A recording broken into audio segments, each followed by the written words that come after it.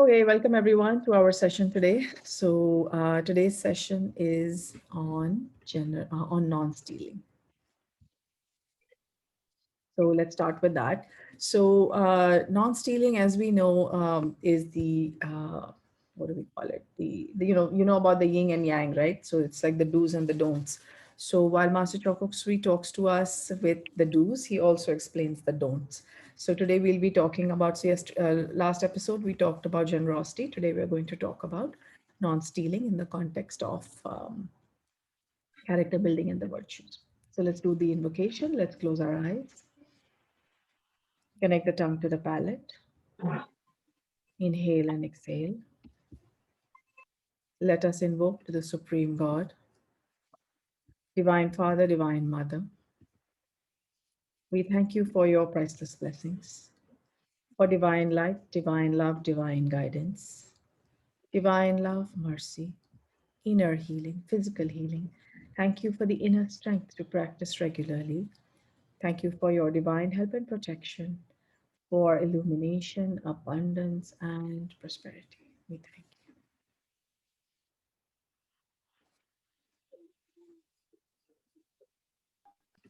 Okay, so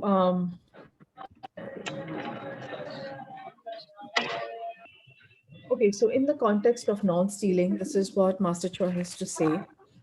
He basically is saying that stealing generates poverty karma. So for some of us who feel that we are having issues with prosperity, perhaps we need to just look into this. Are we perhaps doing some stealing in a manner that we don't understand or that we haven't paid attention to? One of the things that Master Chokusu used to talk about is actually intellectual piracy. So when we download music or we watch movies without paying for them, then that's also a form of stealing because that is actually intellectual stealing. Also, if we use pirated software. Growing up when Microsoft released Windows, sometime in 1990s, sometime I don't remember.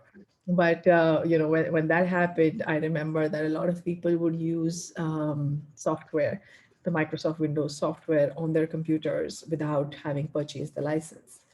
And of course, now I think Microsoft has put in systems by which they can disable the computer. But there was a very long time in which a lot of computers in India had, unfortunately, pirated software. And that was a form of stealing. So I remember when I discussed this with one of my clients, and I said, we're doing everything right, we're doing the healing, you're doing the tithing. Why is it that we're still having issues with prosperity? And so when I asked him, I said, what about the software in your office? Are you using pirated software by by chance? And he said, yeah, who pays for, Windows? I mean, it's available for free. And I said, yeah, it is, but it's probably a good idea for you to pay for it. And at that point, Microsoft license was a little bit more expensive in the whole context of things. And I remember the gentleman changed the software one computer at a time over a few months, and there was a tremendous increase in prosperity. So I don't know if that's still the case anymore, whether you can even use pirated software, because even the school that we run, which is a charitable institution, we still use software that is non-pirated. So we purchase the licenses. Okay, so that's an important one. So that's where the context of stealing comes in, because for most of us, I think with roti kapra makan generally covered, we are probably not stealing physically. I don't think we are stealing money from people or stealing things from people. But again, what's interesting to note is, like, let's say, for example, if we go to a hotel, do some of us have a tendency to perhaps pick up the towels? Or if you're in an airline, do you have a tendency to pick up, those trays that they have? So I've seen that in a lot of people's homes. The trays are very useful in the sense that they're small and they're light.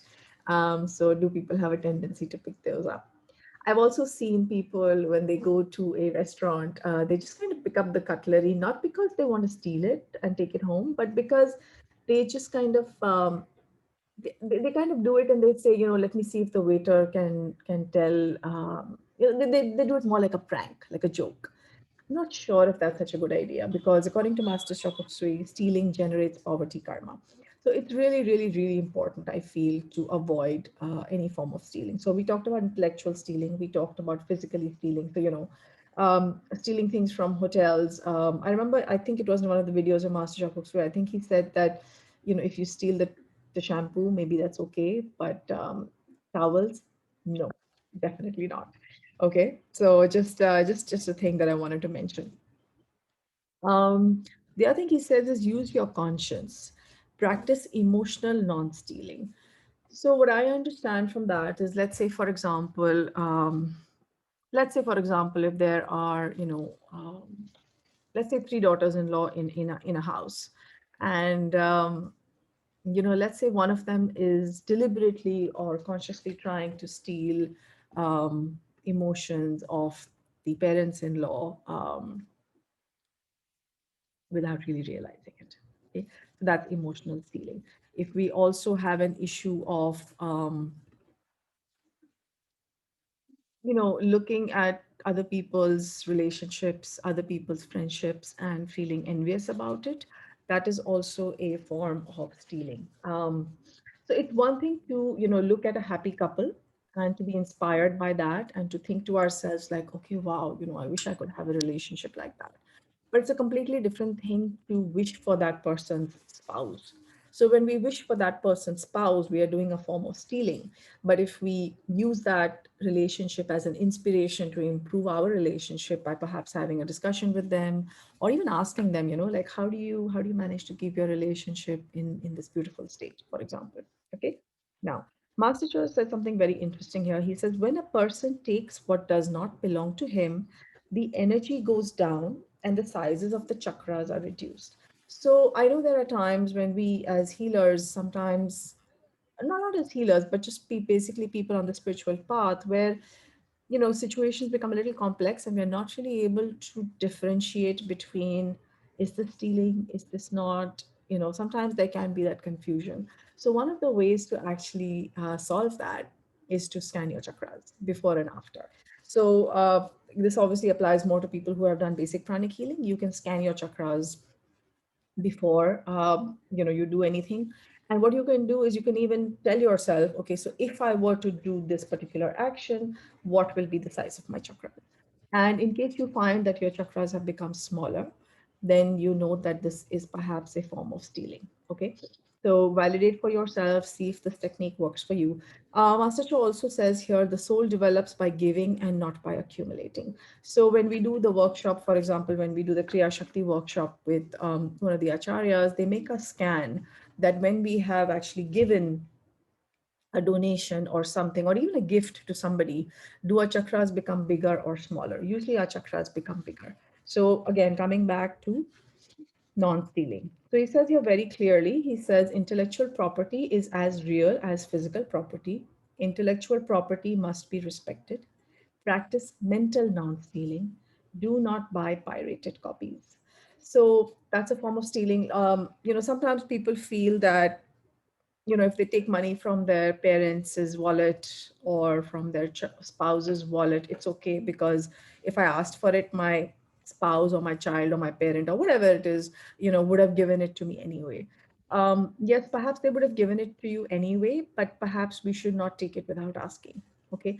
And in case we have taken in some sort of emergency where we needed the cash, perhaps it's important to let them know immediately, especially in the days of, texting and phone, that, hey, I needed some money, I've taken it out of your wallet or your Almira or whatever it is. So that's a really important thing to keep ourselves in the non-stealing mode. Another thing that we talked about in our workshops also is stealing of credit. So let's say, for example, we have guests at our house, and the staff has done, or the domestic helpers have done a fabulous job of preparing a meal, and let's say the guests are all appreciating it. So one thing that we can do as the host or the hostess is just to say smile and say thank you. That's one. The second is to share the credit with our staff and to basically say, and our people, and basically to say, hey, my cook did such a good job. Or, my cook loves cooking for people and guests. And, yes, my cook has done this. So it's a very small thing. But remember, we are looking at the applications of the law of karma, and we're trying to build our character one step at a time. So let's not get overwhelmed with things. Let's think of one or two things that we think we can change going forward, and let's try to implement one thing at a time. Okay, so one could be, like we said, not taking money from the family wallet or the family kitty without asking, sharing credit, not taking towels and things like that from hotels or airlines or things like that. Also, not stealing stationery from the office. That's another really important one. Sometimes people tell me, like, yeah, but I'm doing, like, office work at home. Yeah, I know it begins to be a very thin line, but what I'll say is that a pen or a pencil or a stapler barely costs much. Compared to your salary, it's not much at all. So I would just say, if you're not sure, then if you made a mistake, that's fine. Let's forget about it. Not forget about it exactly, but let's just, like, to treat that as a lesson. And in future, let's just try to be careful that we don't walk away with people's pens and pencils and things like that. Even, you borrow somebody's pen and then you just walk away with it. Sometimes it's just unconscious because we're just so used to walking away with people's, pens. But, pens don't cost more than 1 or 2 rupees if you just go for, like, just a basic functional pen. So let's not sow the seed of stealing, because, like we discussed, the seed will come back to us as poverty consciousness, and that's something that we totally don't want, right? So that's our little talk on non-stealing. So today's session, meditation and healing, will be focused on that. So when we're doing that, we will try to clean the chakras involved in generosity and non-stealing. And again, those of us who are watching this later on YouTube, you can join us for our live sessions at 4 o'clock, as per the schedule below. Okay. So before we start, let's do Super Brain Yoga. Super Brain Yoga helps us to balance our upper and our lower chakras. I think Priya is probably ready to demonstrate.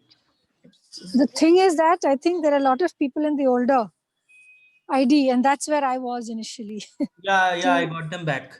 till Deva Priya told me there's a new. So let's start with Super Brain Yoga. Let's cross our arms in front of our chest, connect the tongue to the palate, and face east. If you're in your menstrual cycle, 2 days before or after, don't do this exercise. Facing east is safe for everyone, so we just generally face east in our sessions here. Okay, so let's do an inhalation and a semi squat, and let's start. Priya, you ready? Okay, so let's cross our arms, right hand on top. Inhale, go down. 1. Inhale, go down. 2. Inhale, go down. 3. Inhale, go down 4. Inhale, go down 5, 6, and the last one. Let's just stabilize our body, stabilize the energy. So the easiest way to be generous is to bless other people. And that's one of the most beautiful techniques that Master Cho has taught us. So let's be aware of our crown. Let's be aware of our heart. Let's raise our hands in blessing position. And let's be really, really generous with our blessings. Okay, so let's bless everyone who is affected by the COVID-19 virus, including ourselves. Let's bless everyone with divine light, divine love, divine power. Let's bless everyone with the ability to remain strong, to be blessed with the guidance, protection, and healing wherever needed. Let's also bless people who may be ailing. I'm sure, as healers, as spiritual practitioners, some people have asked us for blessings. So let's direct some blessings to them. Let's be aware of our crown, our heart, and our hands, and let's open them up really big and wide. Let's also bless the financial targets of people. See, there used to be a time when financial targets were aspirational. Right now, for a lot of people, it's about making things work at home, right? So let's just bless everyone with enough food, enough clothing, enough shelter. Let's bless everyone with hope, with faith, and also with openness to understand the lesson that the COVID-19 virus brings for us. Let's bless our relationship targets. Let's be aware of the relationships that may be having difficulty, including for those of your clients. If you're doing healing for relationships, let's bless. Let's bless all our clients, our family members. with great harmonious, beautiful, cooperative relationships. May enviousness be transmuted to inspiration. Let's be aware of any envy that we have within us, and let's transmute that to inspiration, which means that we are now going to seek out and understand what makes this person successful in this particular part of life. And we are going to try and be inspired, and we're going to try and emulate that. Okay, let's be aware of our health targets. Let's be aware of our spiritual targets. Let's be aware of the crown, the heart, and the hands. Again, let's bless Mother Earth. Let's invoke to the Buddha Kuan Yin for her divine, compassionate, purifying light and her healing, soothing energy to descend upon Mother Earth, to extract, externalize, and raise to higher vibrations all negativity on Mother Earth. Let's also invoke to the Lords of Karma to help us to understand our lessons rapidly and okay, take a few more seconds to bless projects, our business, our sources of income, our sources of affection, our goals, our targets, as the heart desires. Okay, let's massage our face. Let's bring our consciousness back into our body, our scalp, neck, shoulders, arms, chest, liver, spleen, kidneys at the back, the hips, the thighs, all the way down to the. So thank you everyone for joining us for today's session. We will be continuing with the series of character building for some time. We hope that it will help us to understand what Master Chokusui was saying by adding our own experiences to it. You're also welcome to share your own experiences. Just let us know by messages. And if you have any specific queries on the topics of virtues, you can also text us and we will try and address them in the sessions as they come up. Okay, so thank you so much. I hope you're feeling better after the healing.